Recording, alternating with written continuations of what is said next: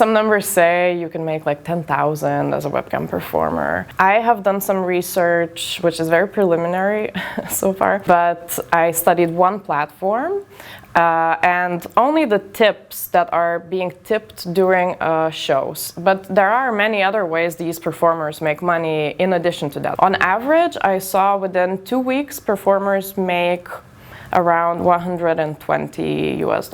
So that's a very average. But more than half of the performers on the platform made almost nothing. When we talk about online sex work, people really easily nowadays think of OnlyFans, but that is just selling clips most of the time, or photos, even though you can go live there as well, so there's some overlap. But webcamming platforms are big names like BongaCams or Live Jasmine or Chaturbate, which are these international websites that really focus on live streaming. So what people might recognize from stuff like Twitch, which is much more, focused on games and stuff like that, but instead really like allowing for sexual content. There's definitely a lot of different ways that a platform and an online platform shapes a working environment for people who basically create content on the platform. There's terms and regulations that you have to follow. There's all kinds of ways that you have to submit your identity to the platform. You have to prove you're of age, for example. There's all kinds of different ways. I think the most interesting for me has been the ranking algorithm. So as one of the technical elements there, once you enter a webcam platform as a user, there's sometimes like 6,000 performers at the same time performing, but some of them are on the top of the page for some reason.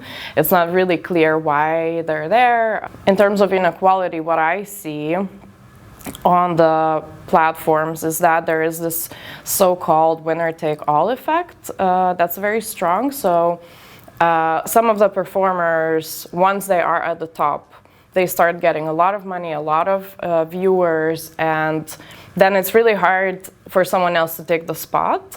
So you end up having a very small percentage of performers making a lot of money, and then the rest of the performers making very little, for example. I think there's a lot of difficulties that performers have to deal with, which have to do with unequal labor relationship between the platform and the performer. It becomes exacerbated through issues like content moderation.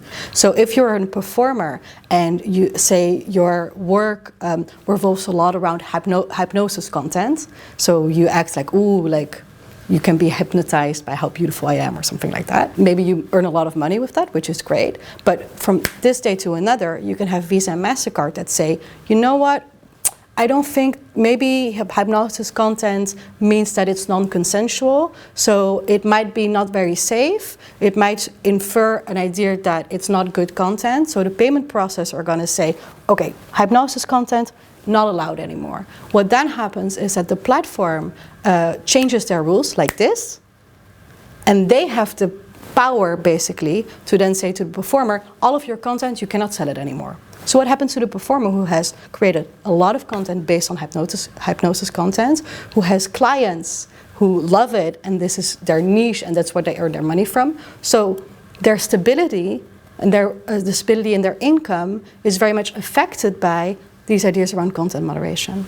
And that's an issue for performers. So there is issues with content moderation where they might close your account. There's issues with payment where they take quite a hefty percentage of what audience members spend on you goes to the webcam platforms actually, which is somewhere between 25 and 60% usually, which is more than in other platforms.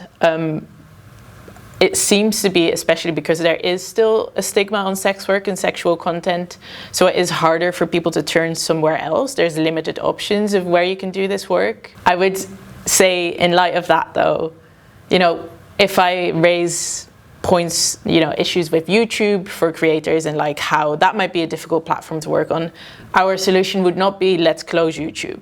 Because, if we close YouTube, no one on YouTube is making money at all, which would be worse than working in the circumstances that are not ideal. So even though webcam platforms definitely have their faults and stuff that needs to be fixed, it's not necessarily the right decision to then say, oh, this industry is bad or needs to be shut down.